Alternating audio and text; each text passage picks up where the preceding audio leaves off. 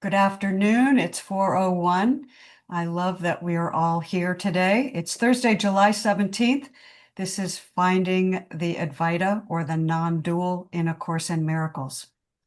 This is an interesting section. We are on section 9, the eternal fixation, which begins on page 224. So you can find your spot. Actually, I'll put that in the chat right now for those that might be joining later. Section 9, page 224. This was an interesting section.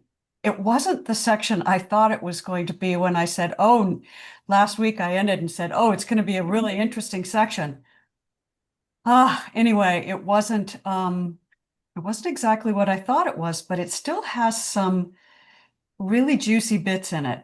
So for those of you who haven't read it, I'll go through it in brief, and then we can talk about it. We can read certain passages, and then we'll open it up for discussion. But before we begin, let's do our invocation and just have a moment of silence together.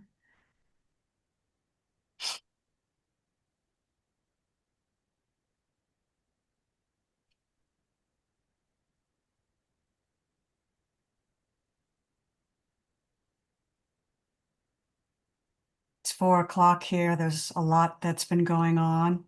Just let the day, whatever has arisen for you up until this moment, to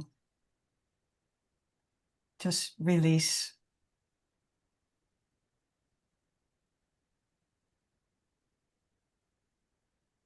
To move through you.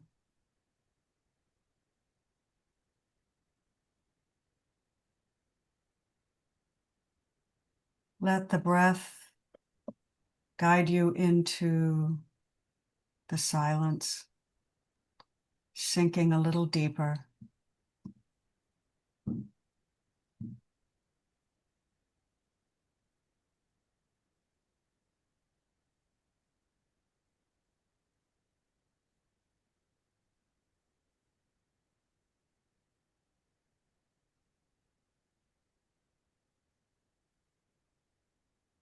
Notice the silence,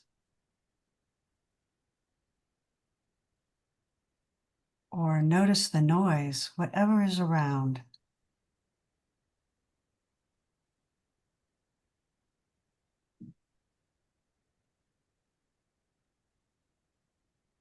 Whatever noise arises, there's always silence beneath it.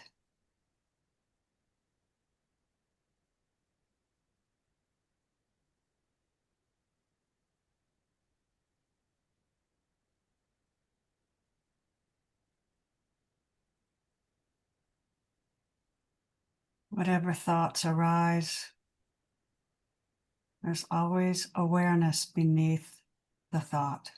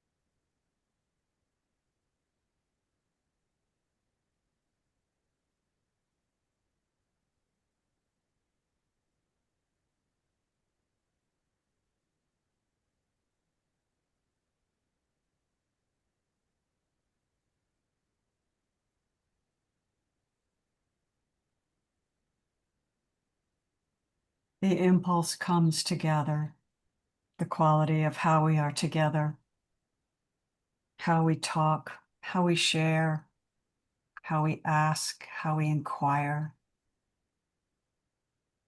This is our gift to the world.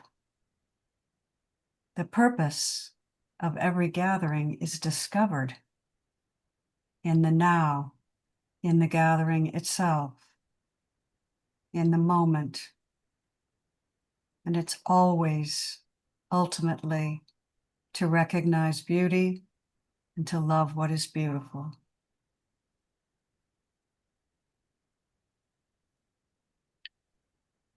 Let conversation rise. Let it rise out of every particle of being. All of it is alive. Welcome to this empty table, a cleared place where something new can happen. When you take the hands of someone you love, what do those hands become?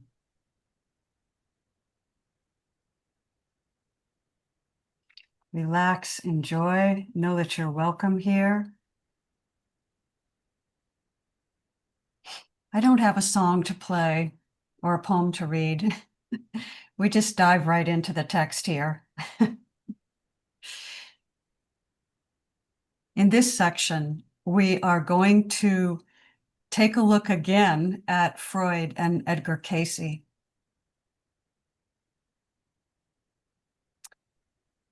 And the title of this section is called The Eternal Fixation.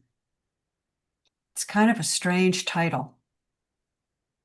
And it's actually kind of a weird part of the text, but it's interesting. It has its purpose. So what is a fixation?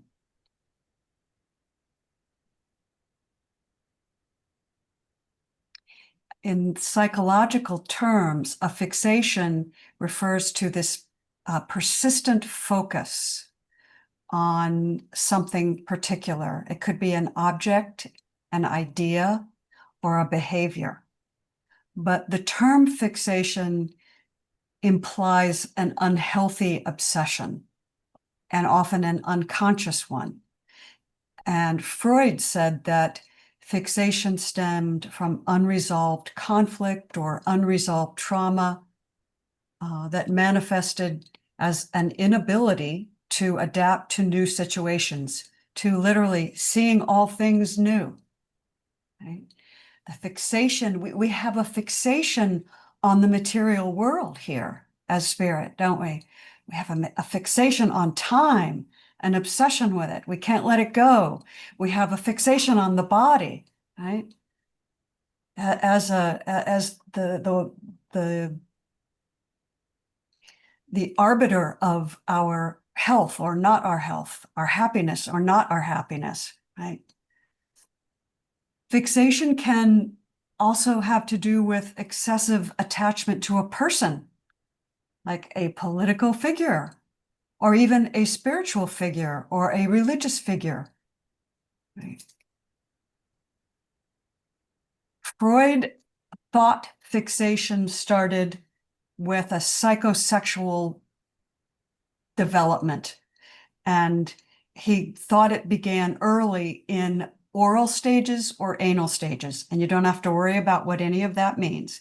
Freud defined these stages that children go through. Like, you know how a child is sometimes always sucking their thumb, always wants to put stuff in their mouth?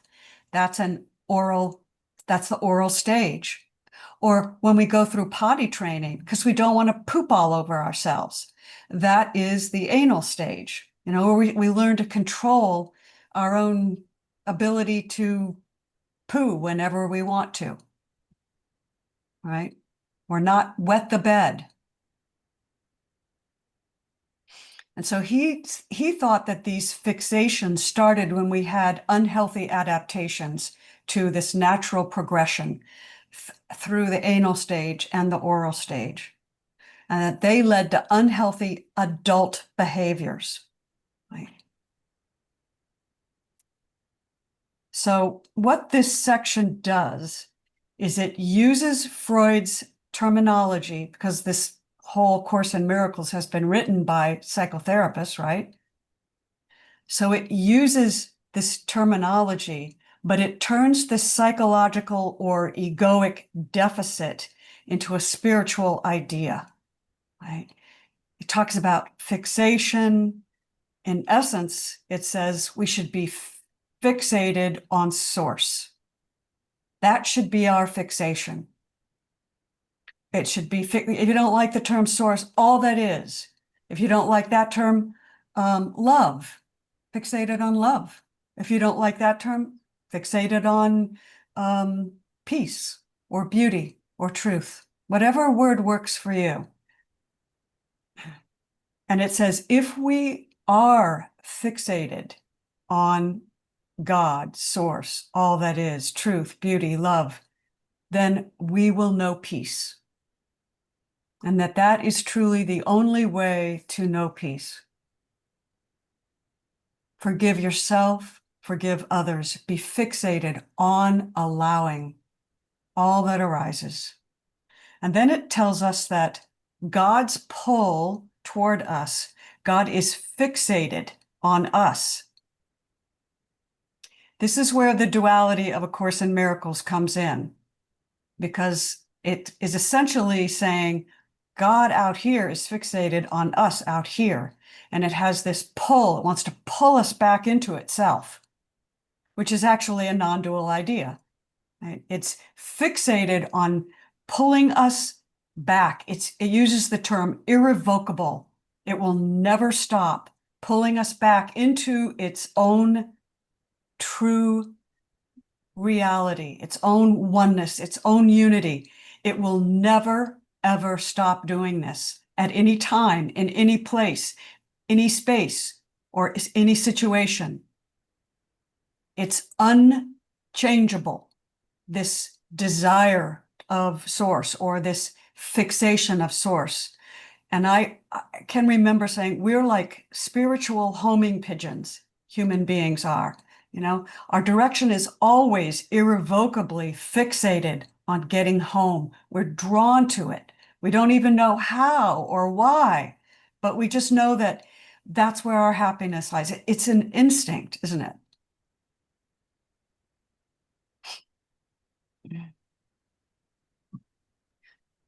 So this idea of being fixated on God can be really helpful.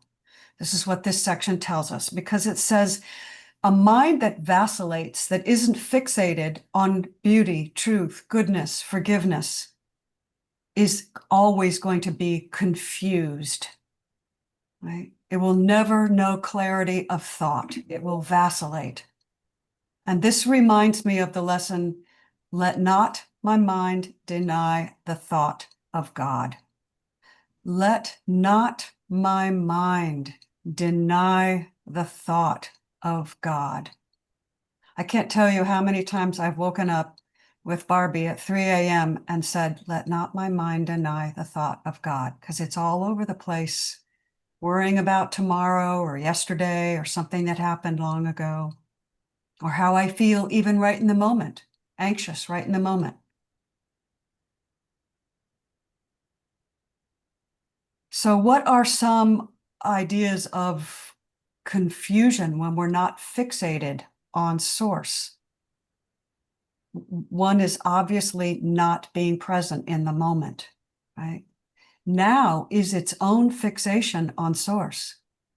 Right now, whatever's happening now. Right? Bringing the past or the future into the present moment unconsciously, and then moving from that unconscious fear. That's not being fixated on source, right? Or believing that I'm a teacher of God, but I can be untruthful to myself or untruthful to someone else. Or here's another one, not being your authentic self.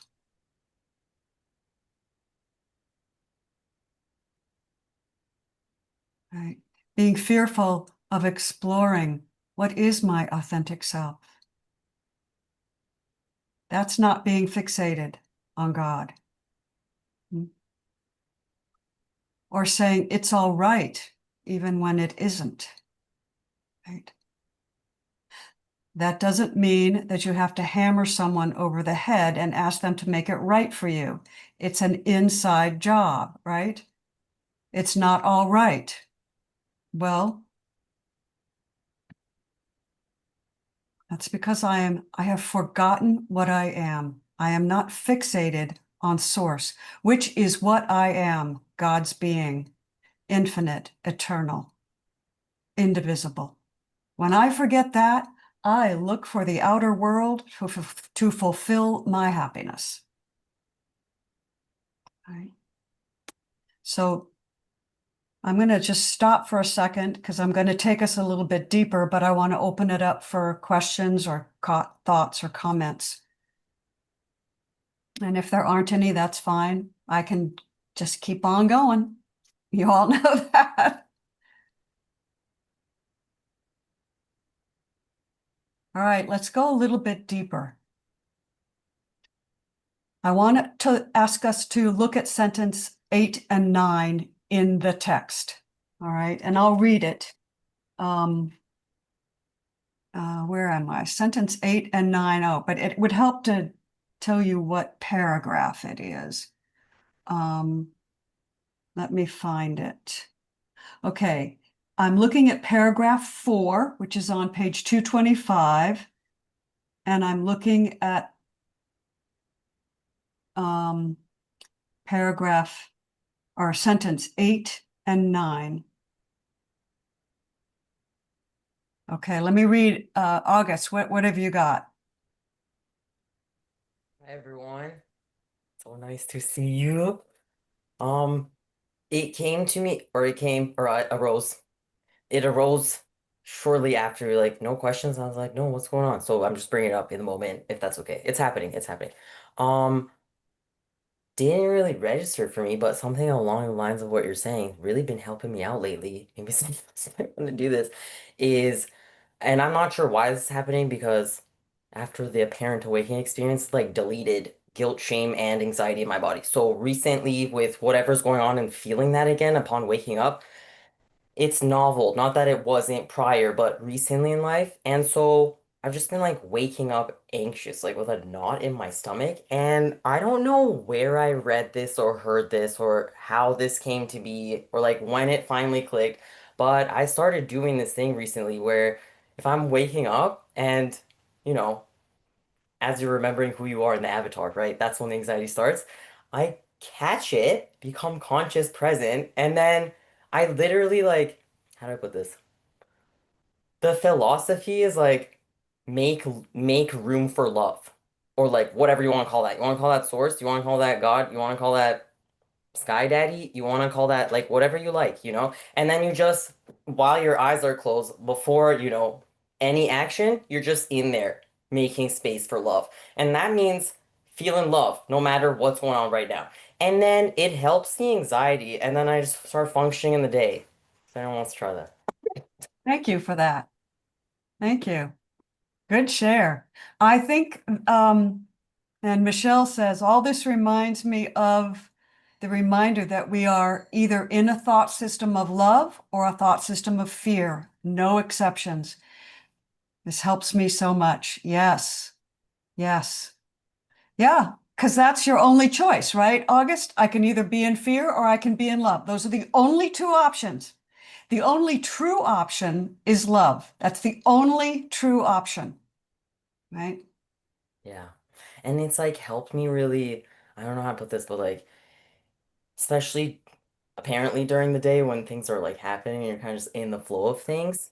If that feeling is gone that I just created in the morning, that's like recalibrating me back to, oh, all I have to do right now, not dissociate, but like I just got to make some room for love. Like you can close your eyes and do that. You can just like keep living your life and do that. It's like, but it's on what you're saying. That's literally what you're saying. You're saying fixate on source love. And that's the only way to feel peace and clarity. Like that is that. Exactly, exactly. And Perfect. we'll come back to that. Thank you for that, August. I'm sure you'll have reason to raise your hand again because we're going to just circle back to that same thought as we go through this. Anybody else? Okay, let's go a little bit deeper. Um, into these two sentences. On page 225, paragraph 4, sentence 8. It says, but clarity literally means a state of light. Clarity, a state of light. And enlightenment is understanding. Clarity equals a state of light, and enlightenment means a state of understanding. And then this is a sentence that's really important, this next one, sentence 9, and I'm going to read it, but we're going to come back to it later. Enlightenment stands under perception because you, meaning the small self, has denied it as the real foundation of thought. Enlightenment is understanding, and it stands under perception because enlightenment, is the foundation of thought. I want to ask, what do you think this means? We're going to come back to these two sentences at the end, but I just want to open it up. And if you don't have any thoughts about it right now, that's fine. No worries. Okay. So enlightenment stands under perception, right?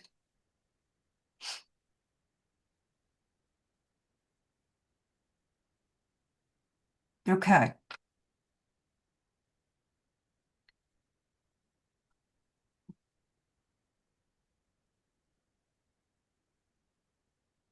We're going to move into, oh, Mel, I was hoping you'd raise your hand. Well, You're going to tell us really clearly what this no, means. no, no, no. I was just contemplating perception. And is perception through the senses and through the mind? Is through the mind, correct? Is that kind of how you take perception is through the mind?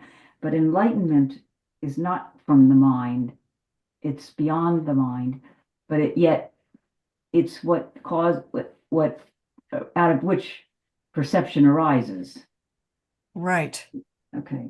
Right. And the note, page one, note 109, we can look at note 109 at the very bottom of the page. It says, in this pun, understanding or enlightenment stands under perception because it has been denied and then pushed down into the subconscious.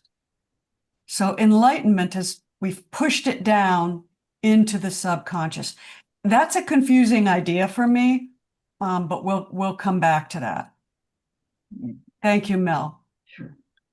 Cindy.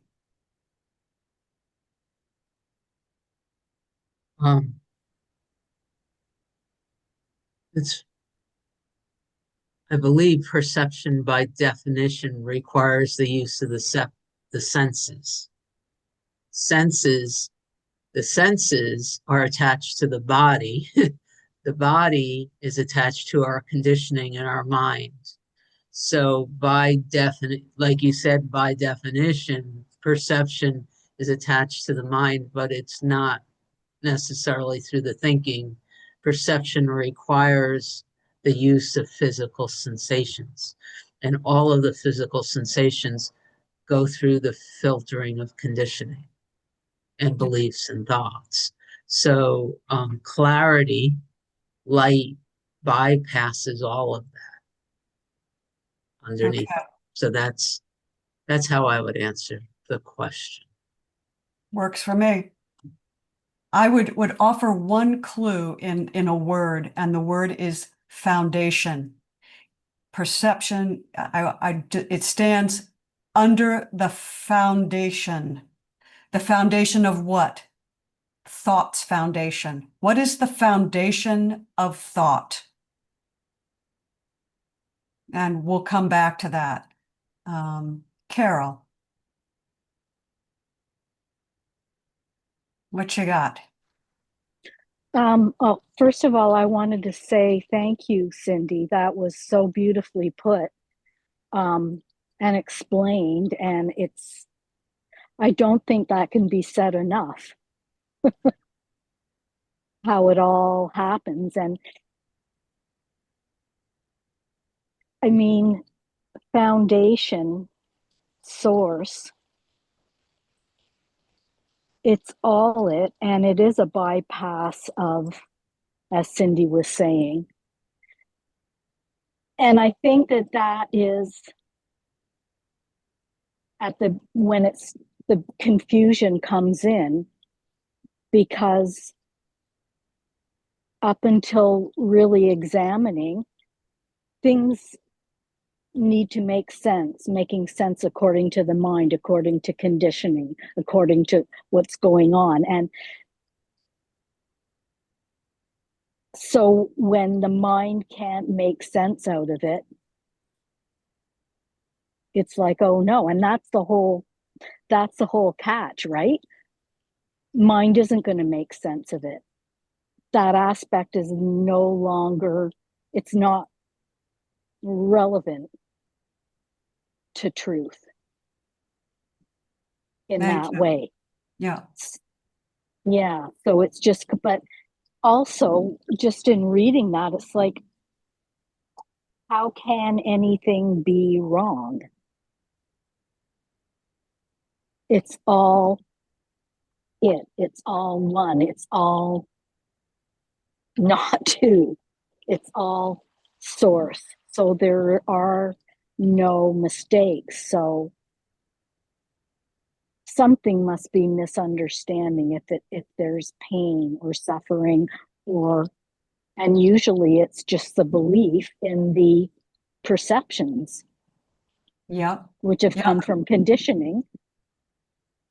So hang on to that thought, because that's where the word foundation gets tied in. And we'll bring that back in, Carol. So hang on to that. And Okay. yeah, you've kind of gone ahead of us, but thank you. That doesn't surprise me. Sorry.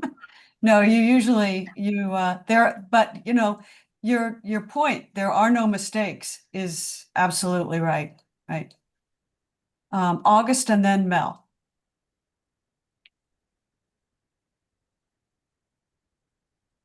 Oh, you got to unmute, August. Okay. I'm not sure how much sense this can make, but while you were talking and then asking about, I think, thoughts and enlightenment, I had like a download or something, and it came out as a doodle. And it was like, this is the sun shining, like, let's say on this transparent object, right? It then casts shadow, okay? Fifth dimension, fourth dimension, thought form, physical manifestation. But here's the thing. It was like you could only even know this existed because of that. And you can't actually see any thought forms even. You only know what these are within you from looking here. I don't know. I get it. I get it. Put that back up for a second. So here's another way of looking at it. You would not know that you're the sun unless you also knew you were everything else below it. So you cannot see lower dimensions except from the dimension above. Do you understand what I'm saying? Thank you. That's good. We got it. We got it. But did you get what I'm saying? Like, I can't see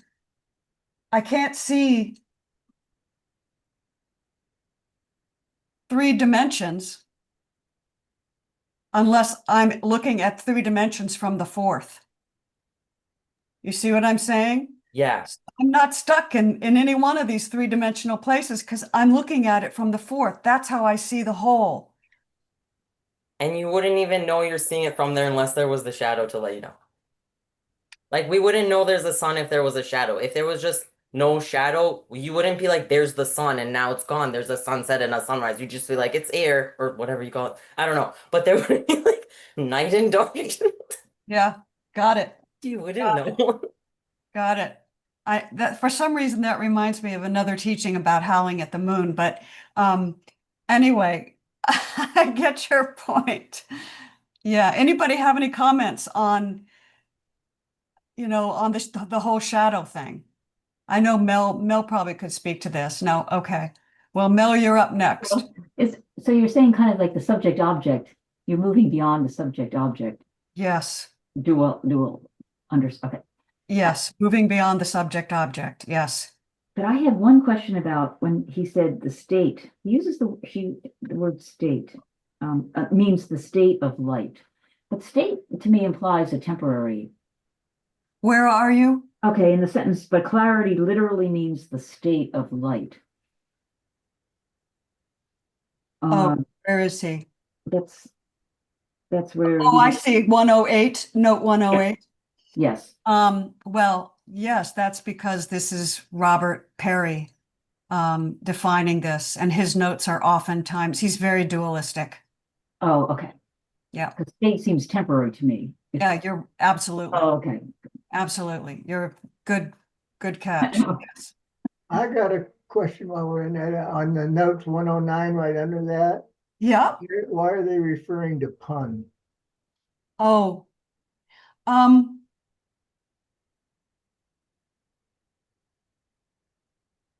That's with understanding, using the word understanding. It's under. Oh, okay, now I get it. No pun intended. Okay, thanks. okay. Good. Okay. Good. All right, we're going to go a little bit deeper now. We're going to look at these three things that Freud kind of got right, but kind of didn't get right. Okay. And the first thing, I'm on the bottom of page 225, and I'm just going to paraphrase this. First thing that he recognized was that a fixation on an idea, an object, a person, your mouth, your, whatever, can arise at any point in human development, and that the mind can carry early fixations from infancy forward. The mind can carry these fixations forward through time into situations that are no longer relevant or may even be harmful. So Freud recognized that fixation is a mental construct, right? And he realized time is a mental construct. It happens in the mind, and we can be released from it if we see this. But what Freud missed was the clue that time, linear time, is an illusion, that the eternal now is the only time there is. He missed that, right? He didn't want to look at eternity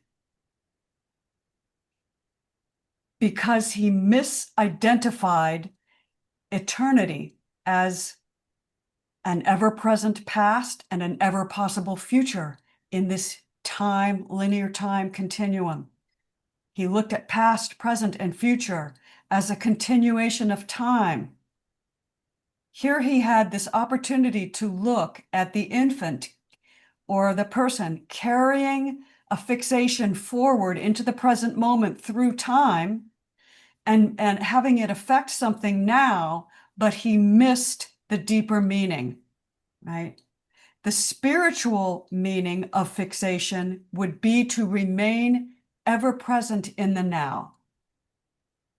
That's the spiritual interpretation of fixation. It's the holy instant, right? The whole I instant. So he could have fixated on the holy instant, on now, the ever-present now, in which all healing happens,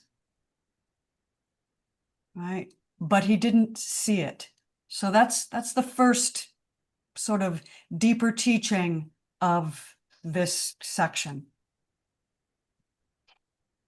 The second is that Freud did see that what was happening in the inner world, in the mental world, could be more real seemingly, than what was apparently going on in the outer world, because carrying the fixation around denied external reality. It brought fear from the past or some sort of disabling imbalance from the past into the present moment, right? And then said that that is where reality lies, right? So what might be happening in the external world was overlooked in favor of some mental habit generated in the past. This is what waking up in the morning and feeling anxious is in truth.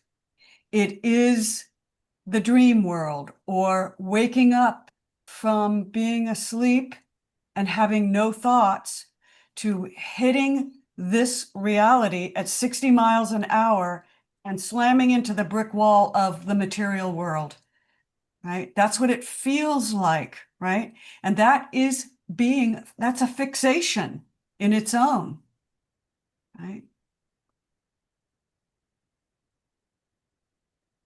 Right. So Freud failed to see the deeper meaning. He considered the outside world as a fact and the inner fixation as a delusion or as a form of mental imbalance. And he missed the crucial point here because he saw that going inward in search for truth was an attack. He thought it was an attack because he associated that inner fixated state with imbalance. He didn't associate it with the eternal now or the holy instant. He missed the clue that going more deeply in and doing inquiry could be a release, right? Because he was afraid, right? He didn't say, who is afraid? The one who thinks he's a body, the one who thinks he's a famous psychoanalytic person, the one who thinks he's whatever it is he thinks he is, a son, a father, a husband, the one who thinks he has a reputation to lose, the one who thinks he wanted to get into medical school but couldn't, so he's trying to turn psychology into a medical thing. The one who thinks he's a Jewish man that couldn't get into medical school because he's a Jew and is now trying to make up for it. You can, add whatever story you want, but he didn't want to go in and do self-inquiry. Who's afraid? Who am I really? Right? So he believed in the maternal world. So this section tells us he could have gone deeper. He saw that we could bring the inner reality into the moment and that could harbor something really valuable that transcended time. But he still looked for its validation or invalidation in the external world. Third, Freud saw fixation, and all of these are connected, as an unhealthy egoic activity, right? Rather than as a healthy pull of God toward its own being, back into itself, right? He saw, this is important, he saw fixations, oral, anal, as regressions to infancy. So if an adult had an oral fixation, it was because he didn't fix something that happened in his infancy. His mother didn't breastfeed him long enough. His mother made him go too long without feeding. Anal fixations. He was potty trained too early. Most of us have heard of that one. Like if you potty train your child too early, they'll have an anal fixation. We've heard of that. So he saw this fixation as a regressive thing and an unhealthy return to some problem created in the material body, in the object of the mind, in the past, right?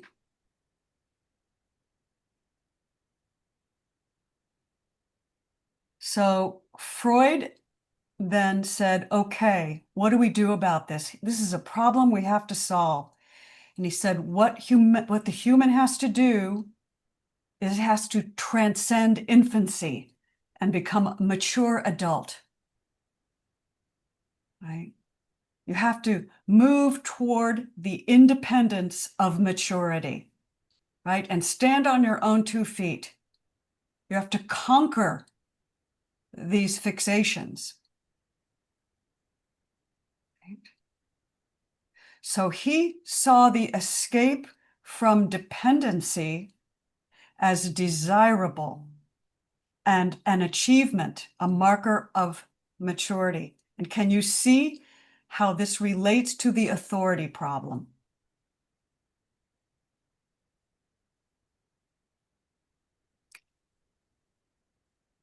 A Course in Miracles tells us we have an authority problem. We think we created ourselves. We think we are the author of our own moment. We think our own thoughts. We think we should feel guilty for thinking the thoughts we think we think. This is the authority problem. It's a fundamental lack of understanding that Source is all. There is no independent thinker. There is no self-creation. Source created everything, and this fixation on Source is a healthy one. And that's what this section is returning us to, a healthy fixation on Source, on all that is, fixated on love, because that is what we are.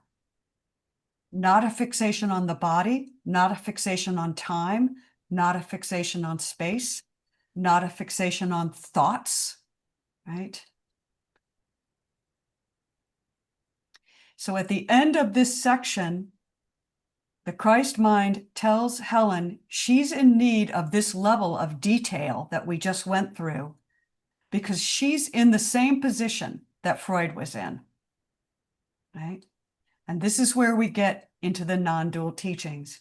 We are told that God is eternal and never ending, and it can't be altered, it can't be surmounted, it can't be changed by even dreams or by the ego. It's very clear. This tells us we are in the Creator. If you look at paragraph 9 on 227. I want to just read that together. Paragraph 9 on page 227. The reason for this amount of detail is because you, Helen, are in the same position. You were eternally fixated on God in your creation. You meaning the higher self. The higher self is eternally, naturally fixated on God in creation.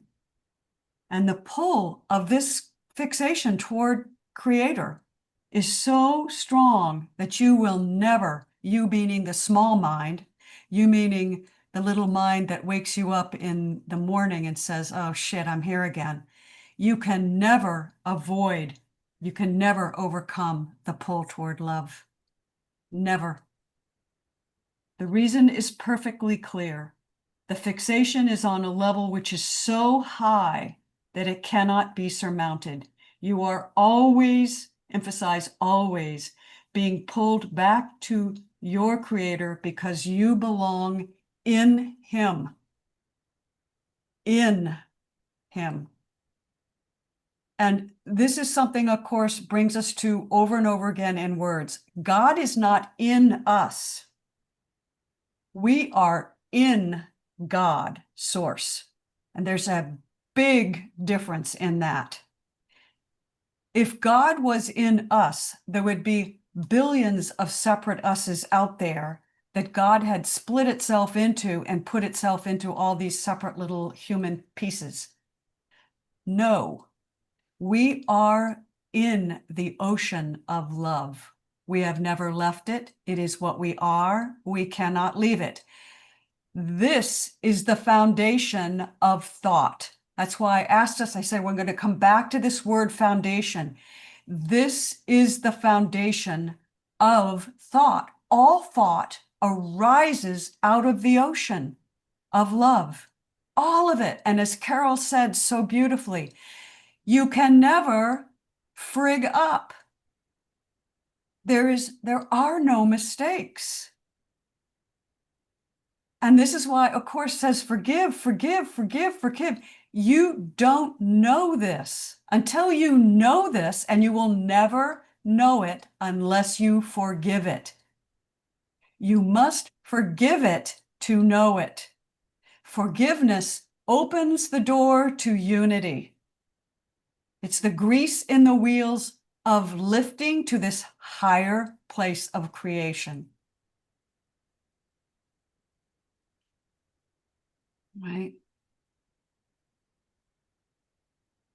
So then it asks a series of questions, and this is a course's method of self-inquiry. And this is where I'm gonna open it up completely. Do you, the personal mind, do you really believe you cannot hear the voice for God?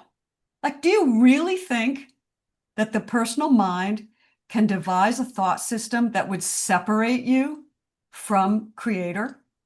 Do you really think that? Is that true? You might ponder that. Do you really believe you, the small self, can plan for your own safety better than consciousness, the foundation of awareness, which is God itself? These are great questions to ask, right? So when we forget that we are love because the mind has denied the thought of God, in that moment, we've fallen asleep, we think we're a person again, we can do self-inquiry. Does this personal self that I think I am in the moment really believe that it knows everything, that it's created this thought system that is now separate and that it can't hear the voice for God? Like, do you really think that as a wave in the ocean, you don't feel the ocean? That you're not the water? Only in illusion is that possible.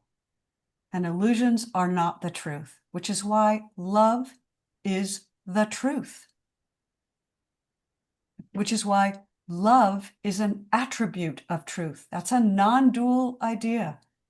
God has attributes: beauty, truth, love, clarity, self-luminosity. Right?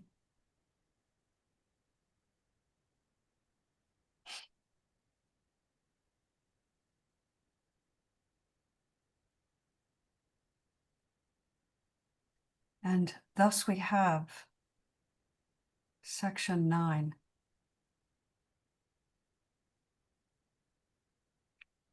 Of chapter 5, the Holy Spirit.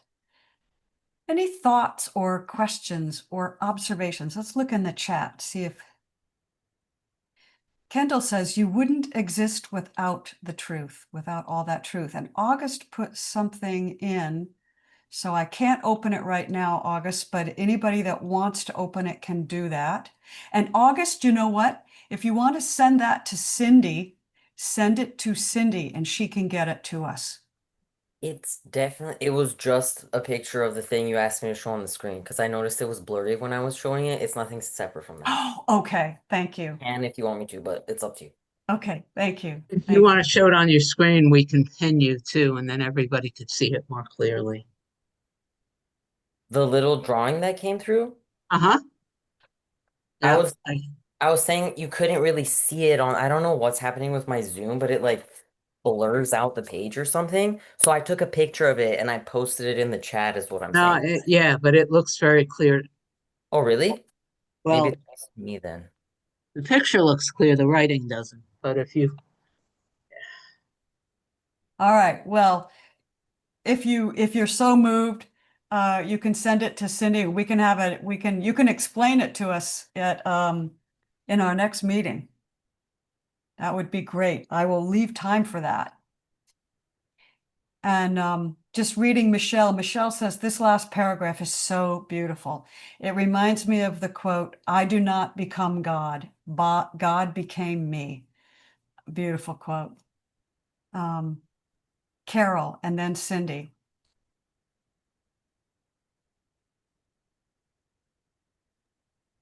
Yeah, this paragraph is really stunning, and I didn't even get to all of this reading, so this is my first time getting to 9 and 10. And I'm reading 10 and I'm going, at the very, I don't even know how old I was, but I remember I was a little kid sitting up in bed in the morning and going, like, there's just, I can't be anything other than what created me. Because if there's a creator and it's love, and I believe that because I always felt a lot of love and compassion. So I'm thinking, whatever I am is not of my doing. Like, I'm created out of creation. And so how can I even, the whole thought of free will never made any sense to me, because then that's saying, well, there's part of me that has my own will. And if I do have my own will to screw up, then that was created purposefully.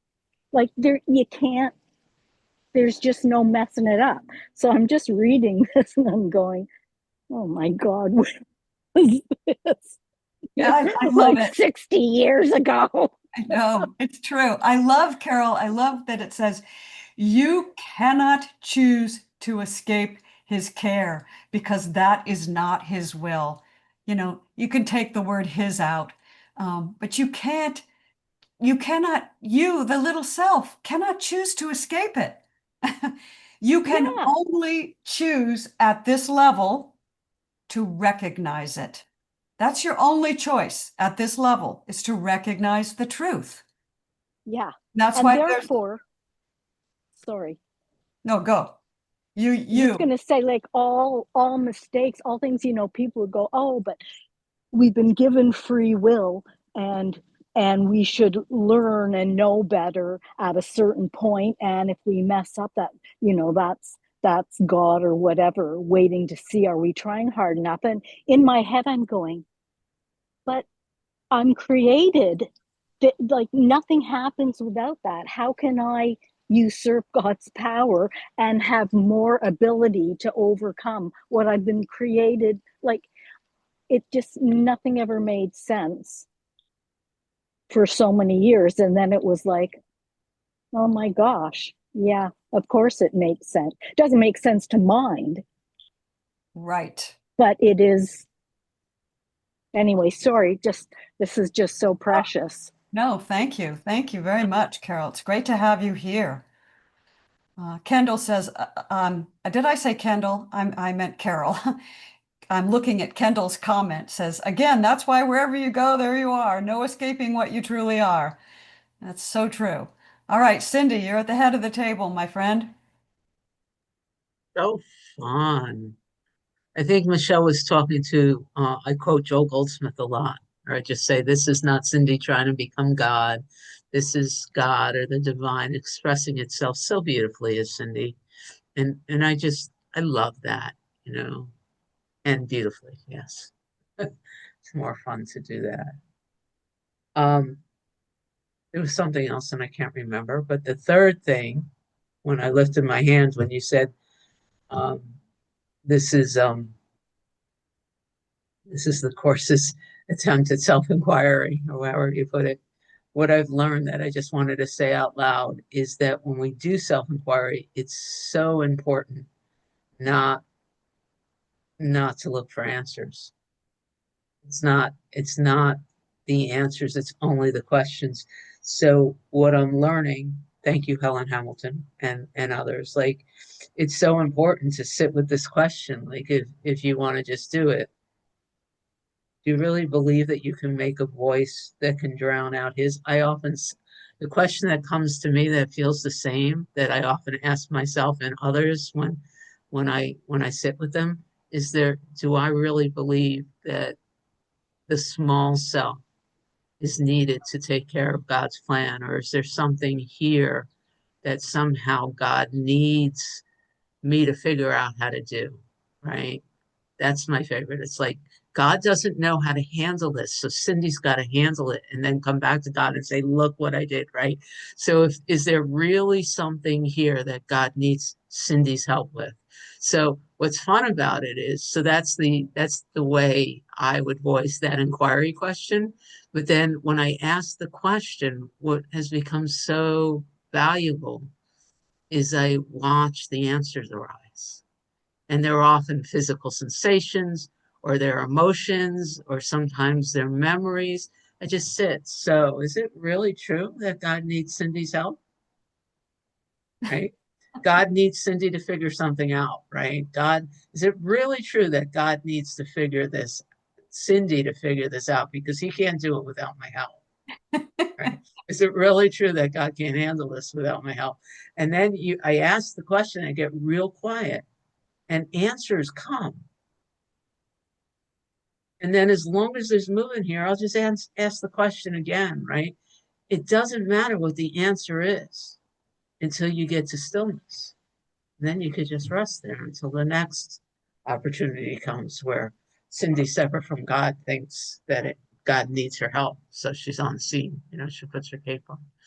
But anyway, That's I beautiful. just love remembering that it's not the answer, it's the question when we're doing self-inquiry. Thank you. That was beautiful, Cindy.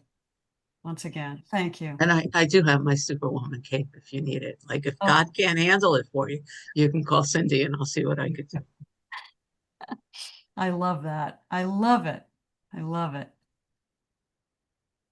And well, anyway, let's let Robert take the head of the table. What you got, Robert? Good to see you. Thank you. Yeah, I kind of stumbled into awakening quite a while ago, and then I shut it off, I guess I would say. So I did believe that I could devise a thought system that was separate. So now, I look back at how could I ever have imagined that? But still, this idea that there's no mistakes, I can't quite accept that sometimes. I understand. I totally understand that. It's that's a really tough one. But so I'm glad you raised that. And that there are a number of people on this Zoom screen that could address that. If everything is one, if God is all, then could there be an error within the one perfect consciousness that is God? That would mean that God would have to have made a mistake or not seen something or have decided something wrongly or to have allowed something to unfold in the way that it shouldn't have. In my experience, understanding that there are no mistakes is shown to me when I remember I am eternal. I never die. I am unlimited. There's no limit on my ability when I remember I am God's being. And it's from that point of higher clarity that I realize anything that happens is okay. And I don't know how the fabric of, just to put an image up there, I don't know how the fabric was woven. And what I might see as a mistake in the little piece of thread next to me might be the perfect weave in the whole picture. So I don't have that vantage point. But when I look from knowing myself as the intimate, as the indivisible, unlimited, everlasting God's being, then I gain insight from that. Thank you for that question, Robert. Thank you for your answer. It doesn't mean it doesn't feel like crap. You know, it doesn't mean that. It can still feel like, you know, the shit has hit the fan.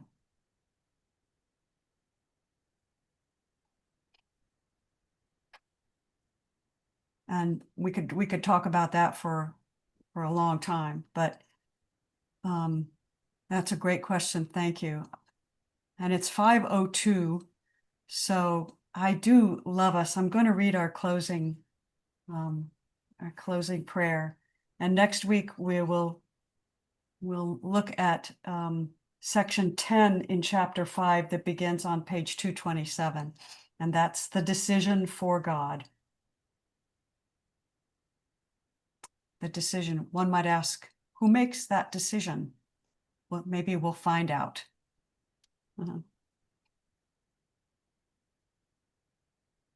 Come, come, whoever you are, wanderer, fire worshiper, lover of leaving. This is not a caravan of despair. It doesn't matter that you have broken your vow 1,000 times. Still come and yet again. And on that note, I thank you all. I love us, and we'll see some of you tomorrow. If not, next week, same time, same place. Thank you. Good.